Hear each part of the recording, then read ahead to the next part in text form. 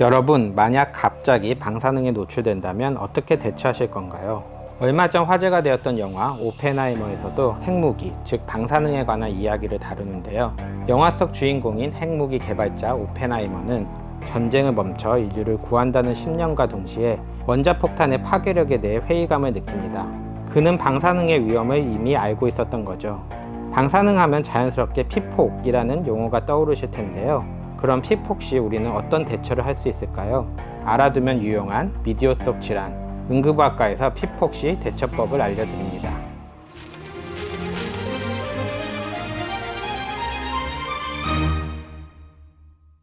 안녕하세요. 서울특별시 보라매병원 응급의학과 김태한입니다. 여러분도 오펜하이머 보셨나요? 저는 응급의학과라서 그런지 영화를 보는 내내 방사능 피폭 사고가 발생했을 때 어떤 대처를 할 수 있을까라는 생각만 들더라고요. 피폭은 방사선에 노출된 상태를 의미합니다. 우리가 일상생활 속에서 방사선에 노출될 수 있는 상황은 크게 두 가지로 나눌 수 있습니다. 첫 번째는 우리가 의도하지 않은 특정한 재난과 사고로 인해 방사선 물질에 노출되는 경우인데, 원자폭탄, 체르노빌 사건, 후쿠시마 원전 사고, 라돈 침대 사태와 같은 사례입니다. 이러한 경우는 거의 피하기 어렵다는 점이 참 무서운 부분입니다. 그리고 대부분 전신에 치명적인 후유증을 남긴 만큼 많은 방사선량에 노출됩니다.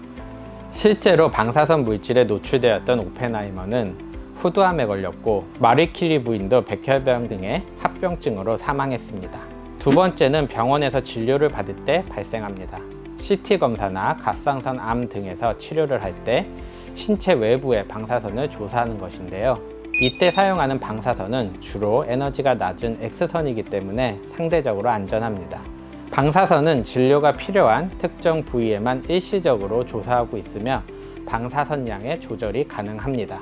먼저 핵무기에 의한 폭발과 같이 분열, 핵융합 반응에서 발생하는 엄청나게 높은 에너지를 살상에 이용하는 경우를 생각해 봅시다. 이러한 경우는 폭발 순간의 강력한 열 에너지로 인해 수 킬로미터 내에 존재하는 생명체의 경우 사실상 생존하기 어려울 것입니다. 단 1차 폭발 반경에서 벗어나 직접적인 피해를 입지 않더라도 방사선 낙진 등에 의해서 방사선에 노출될 수 있습니다.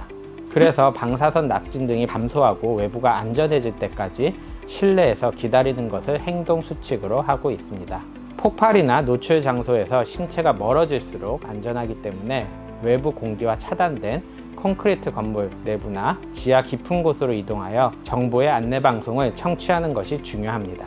만약 화재 등으로 대피가 필요한 상황이라면 이동하면서 호흡기, 피부 보호 등과 같은 조치를 취하는 것이 중요합니다. 가능하다면 비닐봉지, 겉옷 등을 활용해 손목과 발목을 최대한 감싸고 이동하여 방사선 낙진을 피하도록 하셔야 합니다. 방사선 및 방사성 물질에 노출되는 경우 샤워가 가능한 장소에서는 따뜻한 물과 비누로 바로 전신을 씻는 것이 좋고, 불가한 장소에서는 겉옷을 벗고 젖은 수건 등으로 피부를 닦으셔야 합니다.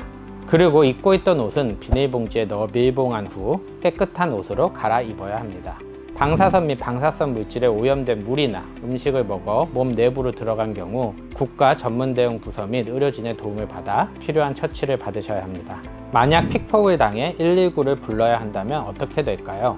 우선 방사선 피폭은 현실적으로 신문과 뉴스에 날 정도로 국가적으로 매우 드물게 발생하는 사건이기 때문에 일반 응급센터로 이송되는 경우는 드물고, 만약 이송된다고 하여도 응급센터에 환자 및 의료진이 추가로 피폭될 수 있는 위험이 있기 때문에 매우 위험합니다. 우리나라의 경우 국가에서 정한 방사선 비상진료 체계에 따라서 초기 단계부터 특별한 프로토콜에 따라 환자가 이송되고 있습니다. 방사성 물질을 취급하는 직종에 종사하는 분들이 아니라면 일반적으로 크게 걱정하실 필요는 없습니다. 치료를 진행한다면 방사선 피폭의 경우 우리 몸의 염색체를 파괴하여 다양한 장기 및 부위의 급성 및 만성, 징후 및 질환을 일으키기 때문에 병원에 존재하는 거의 모든 임상과 및 비임상과의 협진이 필요할 것으로 생각됩니다. 우선적으로 방사선 노출량에 따라 다양한 급성 합병증에 대비하고 있습니다. 높은 수준의 방사선 피폭으로 인한 급성 방사선 증후군의 가장 초기 증상은 주로 비특이적인 오심, 구토와 같은 전신 증상입니다. 아주 심한 경우 의식의 변화와 함께 정신착란 증세가 함께 나타날 수도 있습니다. 일단 증상이 발현되는 경우 1시간에서 3일 정도 지속될 수 있다고 알려져 있습니다. 특히 방사선은 피부, 점막, 모발, 조혈세포와 같이 재생주기가 짧은 조직에 더 큰 합병증을 일으키고 장기적으로는 세포에 돌연변이를 일으켜 암을 발생시킬 수 있다고 알려져 있습니다.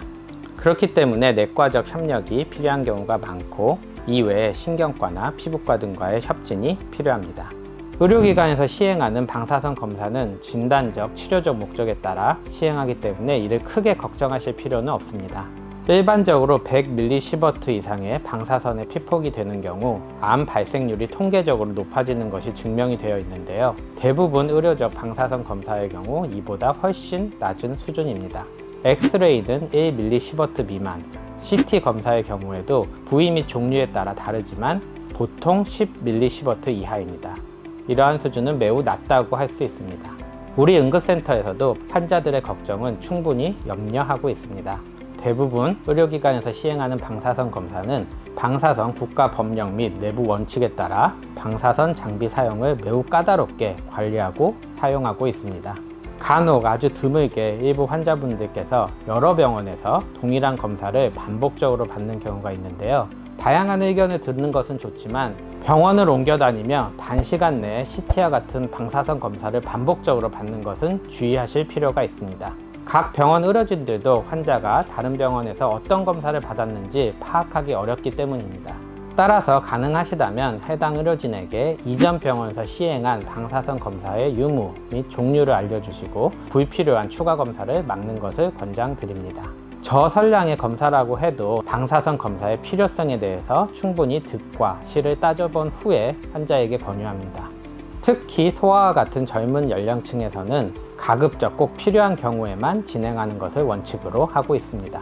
만약 우리 의료진이 방사선 검사가 필요하다고 말씀드릴 때에는 가급적 의료진의 판단을 믿어주시고 안심하고 검사에 협조해 주시고 오히려 반대로 의료진이 방사선 검사가 꼭 필요하지 않다고 설명드릴 때에는 역시 의견에 귀를 기울여 주시면 감사하겠습니다. 영화 오펜하이머에서 나온 핵무기는 방사선 피폭의 문제를 떠나서 수많은 사람을 살상할 수 있는 무기이기에 인류를 위해서 더 이상 사용돼서는 안 될 것입니다. 단순히 피폭을 무서워하기보다는 우리 근처에 있는 방사선 노출에 대해 정확히 알고 몸에 미치는 영향을 알아두면 좋을 것 같습니다.